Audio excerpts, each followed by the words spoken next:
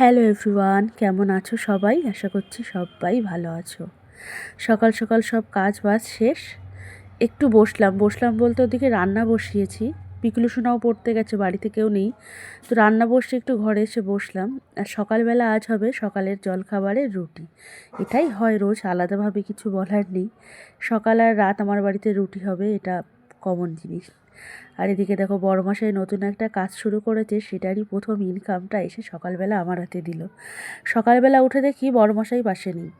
সকালবেলা নাটা ডেকেই কোথায় চলে গেছিলো, তো এসেই যে টাকাটা হাতে দিল। এটার গন্ধটাও একটা আলাদা অনুভূতি, জানো তো।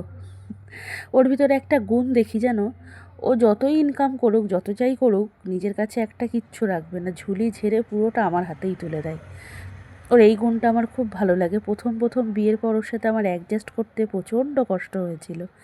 একটা সময় মনে হয়েছিল হয়তো আমি আর পারবো না, হাল ছেড়ে দেব। তো এখন সে মনে হয় ভাগ্যিস ধৈর্যটা ধরেছিলাম, না হলে এই মানুষটার এই ভালো দিকগুলো তো দেখতেই পেতাম না। পিকলু সোনা বাড়ি চলে এসেছে, সকালবেলার জলখাবার নিয়ে বসে পড়েছি। ভিডিওটা কেমন লাগলো